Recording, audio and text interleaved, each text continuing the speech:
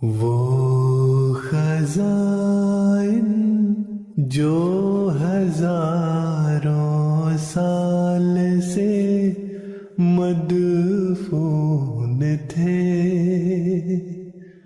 अब मैं देता हूँ अगर कोई मिले उम्मीदवार, कोई मिले उम्मीदवार। അഊദു ബില്ലാഹി മിനശ് ശൈത്വാനിർ റജീം. ബിസ്മില്ലാഹിർ റഹ്മാനിർ റഹീം. മാന്യ പ്രേക്ഷകരെ, അസ്സലാമു അലൈക്കും വറഹ്മത്തുള്ളാഹി വബറകാതുഹു. പുസ്തകങ്ങളെ പരിചയപ്പെടുത്തുന്ന ഈ പരിപാടിയിൽ ഇന്ന് ഹദ്റത്ത് മസീഹി മൗഊദ് അലൈഹിസ്സലാത്തു വസ്സലാം രചിച്ച പൈഗാമെ സ്വലാഹ് അഥവാ മൈത്രി സന്ദേശം എന്ന പുസ്തകത്തെക്കുറിച്ചും അതിൻ്റെ സംഗ്രഹത്തെക്കുറിച്ചും സംസാരിക്കുവാനാണ് ഉദ്ദേശിക്കുന്നത്. അഹമ്മദിയ മുസ്ലിം ജമാഅത്തിൻ്റെ സ്ഥാപകരായ ഹദ്റത്ത് മിർസ ഗുലാം ഖാദിയാനി അലൈഹിസ്സലാത്തു വസ്സലാം മനുഷ്യ സമൂഹത്തോട് സഹാനുഭൂതി, സമാധാനം, സ്നേഹം തുടങ്ങിയ മഹത്തായ ഗുണങ്ങളാൽ സമ്പന്നരായിരുന്നു. മനുഷ്യരാശിയുടെ വേദന അദ്ദേഹത്തിൻ്റെ ഹൃദയത്തിൽ നിറഞ്ഞു നിന്നിരുന്നു. അദ്ദേഹത്തിൻ്റെ എഴുത്തുകളിലും പ്രഭാഷണങ്ങളിലും വിജ്ഞാപനങ്ങളിലും കത്തുകളിലുമെല്ലാം മനുഷ്യത്വത്തോടുള്ള നീതിയും വാളിന് പകരം സ്നേഹത്തിലൂടെ ഹൃദയങ്ങളെ കീഴടക്കുന്നതിനുള്ള പാഠവും നിറഞ്ഞിരുന്നു. ഈ കാലഘട്ടത്തിലെ മതങ്ങളെ സ്നേഹത്തോടെ അഭിസംബോധന ചെയ്തുകൊണ്ട് സമാധാനത്തിലേക്കും സുരക്ഷയിലേക്കും ക്ഷണിച്ചതിനോടൊപ്പം ഇന്ത്യൻ ഉപഭൂഖണ്ഡത്തിലെ രണ്ട് വലിയ സമൂഹങ്ങളായ മുസ്ലിങ്ങൾക്കും ഹിന്ദുക്കൾക്കുമിടയിൽ പരസ്പര സഹകരണവും സൗഹൃദവും വളർത്തുന്നതിനായി അദ്ദേഹം മഹത്തായ ഒരു പുസ്തകം രചിക്കുകയുണ്ടായി. അതാണ് പൈഗാമെ സ്വലാഹ് അഥവാ മൈത്രി സന്ദേശം എന്നറിയപ്പെടുന്നത്. ഇത് റുഹാനി ഖസായിൻ എന്ന പുസ്തക പരമ്പരയുടെ 23-ാം വാള്യത്തിലെ അവസാന പുസ്തകമാണ്.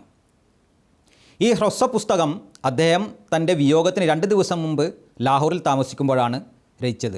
ഈ പുസ്തകത്തിലെ ചില പ്രധാന ആശയങ്ങൾ ചുരുക്കത്തിൽ സമർപ്പിക്കുകയാണ്. ഹിന്ദുക്കളും മുസ്ലിങ്ങളും തമ്മിൽ ധാരാളം വ്യത്യാസങ്ങളുണ്ടെങ്കിലും അവർ ഒരേ സൃഷ്ടാവിൽ വിശ്വസിക്കുന്നവരാണെന്ന് അദ്ദേഹം പറയുന്നു. മനുഷ്യരെന്ന നിലയിൽ പരസ്പരം പങ്കാളികളുമാണ്. ഒരേ രാജ്യത്തിൽ ജീവിക്കുന്നതിനാൽ അയൽക്കാരുമാണ്. അതിനാൽ നാം ശുദ്ധമായ മനസ്സോടെയും സദുദ്ദേശത്തോടെയും പരസ്പരം സുഹൃത്തുക്കളായി മാറുകയും മതപരവും ഭൗതികപരവുമായ ബുദ്ധിമുട്ടുകളിൽ പരസ്പരം സഹായിക്കുകയും വേണം. അങ്ങനെ നാം ഒരു ശരീരത്തിൻ്റെ ഭാഗങ്ങളായി മാറണം. റബ്ബുൽ ആലമീൻ അഥവാ ലോകരക്ഷിതാവ് എന്ന അള്ളാഹുവിൻ്റെ സവിശേഷ ഗുണത്തെ പരാമർശിച്ചുകൊണ്ട് ആ മഹാത്മാവ് പറയുന്നു, അള്ളാഹു എല്ലാവരെയും പരിപാലിക്കുകയും എല്ലാവരുടെയും ആവശ്യങ്ങൾ നിറവേറ്റുകയും ആർക്കിടയിലും വിവേചനം കാണിക്കാതിരിക്കുകയും ചെയ്യുന്നതുപോലെ നാമും നമ്മുടെ സ്വഭാവങ്ങൾ രൂപീകരിക്കണം. ഈ 2 സമൂഹങ്ങളിൽ ഏതെങ്കിലും ഒരു സമൂഹം അള്ളാഹുവിൻ്റെ സ്വഭാവങ്ങളെ ആദരിക്കാതിരിക്കുകയും അവൻ്റെ സ്വഭാവങ്ങൾക്ക് വിപരീതമായി പെരുമാറുകയും ചെയ്താൽ ആ സമൂഹം പെട്ടെന്ന് നശിക്കും, സ്വന്തം തലമുറയെയും നാശത്തിലേക്ക് തള്ളിവിടുകയും ചെയ്യുന്നതാണ്. അള്ളാഹുവിൻ്റെ എല്ലാ പ്രിയപ്പെട്ടവരും സദ്വൃത്തരായ ആളുകളും എന്നും ഈ ഉപദേശമാണ് നൽകിയിട്ടുള്ളത്. മനുഷ്യൻ്റെ നിലനിൽപ്പിനും ശാരീരികവും ആത്മീയവുമായ പുരോഗതിക്കും അവൻ്റെ പരിശുദ്ധവും പവിത്രവുമായ സ്വഭാവങ്ങൾക്കനുസരിച്ച് ജീവിക്കേണ്ടത് അത്യാവശ്യമാണ്. ഇതാണ് സമാധാനത്തിൻ്റെയും സുരക്ഷയുടെയും ഉറവിടം. 2 സമൂഹങ്ങളെയും സമാധാനത്തിലേക്ക് ക്ഷണിച്ചുകൊണ്ട് അദ്ദേഹം പറയുന്നു, ഇങ്ങനെയുള്ള ഒരു നിർണായക ഘട്ടത്തിൽ ഈ എഴുത്തുകാരൻ നിങ്ങളെ സമാധാനത്തിനായി വിളിക്കുകയാണ്. ഇരു കൂട്ടർക്കും സമാധാനം അത്യന്താപേക്ഷിതമാണ്. സ്വന്തം നാട്ടുകാരായ ഹിന്ദുക്കളെയും മുസ്ലിങ്ങളെയും അതീവ സ്നേഹത്തോടും സഹാനുഭൂതിയോടും കൂടി അഭിസംബോധന ചെയ്തുകൊണ്ട് അദ്ദേഹം പറയുന്നു, എൻ്റെ നാട്ടുകാരായ സഹോദരങ്ങളെ, ആ ദിവസങ്ങൾ, അതായത് കലഹത്തിൻ്റെയും കുഴപ്പങ്ങളുടെയും ദിവസങ്ങൾ വരുന്നതിന് മുമ്പ് ജാഗ്രത പാലിക്കുക. ഹിന്ദുക്കളും മുസ്ലിങ്ങളും പരസ്പരം സമാധാനം സ്ഥാപിക്കണം. സമാധാനത്തിന് തടസ്സമാകുന്ന എന്തെങ്കിലും അതിരുവിട്ട പെരുമാറ്റം ഏതെങ്കിലും സമൂഹത്തിലുണ്ടെങ്കിൽ ആ സമൂഹം അതുപേക്ഷിക്കണം. അല്ലെങ്കിൽ പരസ്പര ശത്രുതയുടെ എല്ലാ പാപഭാരവും ആ സമൂഹത്തിൻ്റെ കഴുത്തിലായിരിക്കും. അതിനുശേഷം പരസ്പര ഐക്യത്തിനും സമാധാനത്തിനും വേണ്ടി അദ്ദേഹം ഒരു അടിസ്ഥാന തത്വം കൂടി പറയുകയുണ്ടായി. പരസ്പരം മതങ്ങളിലെ നേതാക്കളെയും മഹാന്മാരെയും പുസ്തകങ്ങളെയും ആദരിക്കുകയും ബഹുമാനത്തോടെ കാണുകയും ചെയ്യുക.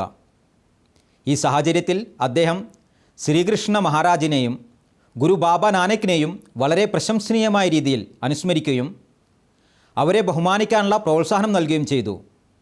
ഇതാണ് ഇസ്ലാമിക പഠനം. അതിനാൽ ഈ അധ്യാപനമനുസരിച്ച് അഹമ്മദിയ ജമാഅത്ത് എല്ലാ മതങ്ങളെയും അവരുടെ നേതാക്കളെയും അവരുടെ വിശുദ്ധ ഗ്രന്ഥങ്ങളെയും ആദരവോടും ബഹുമാനത്തോടും കൂടിയാണ് കാണുന്നത്. മറ്റു സമുദായങ്ങളിലേക്ക് നിയോഗിക്കപ്പെട്ട പ്രവാചകന്മാരുടെയും അവതാരങ്ങളുടെയും സത്യസന്ധതയെക്കുറിച്ച് സമാധാനം പ്രോത്സാഹിപ്പിക്കുന്ന വളരെ മനോഹരവും ദൃഢവുമായ തെളിവുകൾ സമർപ്പിച്ചുകൊണ്ട് ആ മഹാത്മാവ് പറയുന്നു, ഞങ്ങൾ മറ്റു സമൂഹങ്ങളിലെ പ്രവാചകന്മാരെക്കുറിച്ച് ഒരിക്കലും മോശമായി സംസാരിക്കുന്നില്ല. മറിച്ച് ഞങ്ങളുടെ വിശ്വാസമനുസരിച്ച് ലോകത്ത് വിവിധ സമുദായങ്ങളിലേക്ക് എത്ര പ്രവാചകന്മാർ വന്നിട്ടുണ്ടോ, കോടിക്കണക്കിന് ആളുകൾ അവരെ വിശ്വസിച്ചിട്ടുണ്ടോ, ലോകത്തിൻ്റെ ഏതെങ്കിലും ഒരു ഭാഗത്ത് അവരുടെ സ്നേഹവും മതവും സ്ഥാപിക്കപ്പെട്ടിട്ടുണ്ടോ, ഒരുപാട് കാലം ഈ സ്നേഹത്തിലും വിശ്വാസത്തിലും കടന്നുപോയിട്ടുണ്ടോ എങ്കിൽ അവരുടെ സത്യസന്ധതയ്ക്ക് ഈ ഒരു തെളിവ് മാത്രം മതി. കാരണം അവർ അള്ളാഹുവിൽ നിന്നുള്ളവരല്ലായിരുന്നുവെങ്കിൽ കോടിക്കണക്കിന് ഹൃദയങ്ങളിൽ അവരുടെ സ്വീകാര്യത ഒരിക്കലും വ്യാപിക്കില്ലായിരുന്നു. ഇതേ തത്വത്തിൻ്റെ വെളിച്ചത്തിൽ അദ്ദേഹം ഒരു ഉടമ്പടിയും നിർദ്ദേശിക്കുകയുണ്ടായി. പരസ്പരം മതങ്ങളെയും മതനേതാക്കളെയും ആദരിക്കുന്നതിനായി നാം ഒരു ഉടമ്പടി ഉണ്ടാക്കണം. വളരെ സ്നേഹത്തോടും മമതയോടും കൂടി രണ്ട് സമൂഹങ്ങളെയും അഭിസംബോധന ചെയ്തുകൊണ്ട് ആ മഹാത്മാവ് പറയുന്നു, പ്രിയപ്പെട്ടവരെ, സമാധാനത്തെപ്പോലെ മറ്റൊരു കാര്യവുമില്ല. വരൂ, ഈ ഉടമ്പടിയിലൂടെ നമുക്ക് ഒന്നായിത്തീരാം. ചുരുക്കത്തിൽ അഹമ്മദിയ ജമാഅത്തിൻ്റെ സ്ഥാപകർ ഈ പുസ്തകത്തിൽ അതിയായ വേദനയോടും തികഞ്ഞ സഹാനുഭൂതിയോടും കൂടി ഇരു സമൂഹങ്ങളോടും സ്നേഹത്തിലും സൗഹൃദത്തിലും ജീവിക്കാൻ ഉപദേശിക്കുകയും ഇസ്ലാം മതത്തിൻ്റെ ഭാഗത്തു നിന്ന് സമാധാനത്തിൻ്റെ കരങ്ങൾ നീട്ടുകയും ചെയ്യുന്നു. ഈ മഹത്തായ പുസ്തകം പ്രസിദ്ധീകരിച്ച് പുറത്തു വന്ന ഉടൻ തന്നെ ഈ സമാധാന സന്ദേശം എല്ലായിടത്തും ചർച്ചയാകാൻ തുടങ്ങി. പത്രങ്ങൾ അഭിനന്ദനം അറിയിച്ചു. ഈ പുസ്തകത്തിൻ്റെ രാജ്യത്തിനകത്തെ സ്വീകാര്യതയും പ്രീതിയും ഇതിൽ നിന്ന് മനസ്സിലാക്കാൻ സാധിക്കുന്നതാണ്. ഹിന്ദുക്കൾ പോലും ഇതിനെ പിന്തുണയ്ക്കുകയും ഇതിനെക്കുറിച്ച് നല്ല അഭിപ്രായം പറയുകയും ചെയ്തു. ഉദാഹരണത്തിന് മദ്രാസിലെ ഹിന്ദു പാട്രിയറ്റ് എന്ന പത്രം എഴുതി, കാദ്യാനിലെ ആ മഹാൻ്റെ ഈ അവസാനത്തെ സമാധാന സന്ദേശത്തിൽ നിന്ന് വെളിപ്പെടുന്ന ആ മഹത്തായ ശക്തിയും ഉന്നതമായ സഹാനുഭൂതിയും തീർച്ചയായും അദ്ദേഹത്തെ ഒരു വിശിഷ്ട വ്യക്തിയായി തെളിയിക്കുന്നു. ഇങ്ങനെയുള്ള ഒരു അപേക്ഷ അങ്ങനെയുള്ള ഒരു മഹാനായ വ്യക്തിയിൽ നിന്ന് പാഴായി പോകരുത്. ഓരോ ദേശസ്നേഹിയായ ഇന്ത്യക്കാരൻ്റെയും ലക്ഷ്യം നിർദ്ദേശിക്കപ്പെട്ട സമാധാനം പ്രാവർത്തികമാക്കാൻ ശ്രമിക്കുക എന്നതാണ്. Review of religions, Urdu, page 440. 1908 ഇന്നത്തെ പുരോഗമിച്ച കാലഘട്ടം ഒരു പുതിയ സൗകര്യങ്ങൾ ഒരുക്കുന്നതോടൊപ്പം സമാധാനത്തിനും സൗഹൃദത്തിനും വളരെയധികം ആവശ്യകതയും അനുഭവപ്പെടുന്നുണ്ട്. അഹമ്മദിയ ജമാഅത്ത് ഖിലാഫത്തിൻ്റെ തണലിൽ ഈ പഠനങ്ങളുടെ വെളിച്ചത്തിൽ സമാധാനത്തിൻ്റെ പതാക ഉയർത്തിപ്പിടിക്കുന്നു. എല്ലാ ചിന്താധാരകളോടും സമാധാനത്തിൻ്റെ സന്ദേശം പ്രചരിപ്പിച്ചുകൊണ്ടിരിക്കുന്നു. ഇന്നും കാലത്തിൻ്റെ ഖലീഫയുടെ നേതൃത്വത്തിൽ എല്ലാ നല്ല രീതിയിലും സമാധാനവും സൗഹൃദവും പ്രചരിപ്പിക്കാൻ ശ്രമിച്ചുകൊണ്ടിരിക്കുന്നു. അഹമ്മദിയ ജമാഅത്തിൻ്റെ സ്ഥാപകർ നൽകിയ സമാധാനത്തിൻ്റെയും പരസ്പര സഹകരണത്തിൻ്റെയും സൗഹൃദത്തിൻ്റെയും ഈ സന്ദേശം ലോകം മുഴുവൻ അംഗീകരിക്കുകയും ലോകത്ത് സമാധാനവും സുരക്ഷിതത്വവും സംതൃപ്തിയും സ്ഥാപിക്കപ്പെടുകയും ചെയ്യട്ടെ എന്ന് ദുആ ചെയ്യുന്നു. ആമീൻ. വ ആഖിർ ദഅവാന അനിൽ ഹംദുലില്ലാഹി റബ്ബിൽ ആലമീൻ.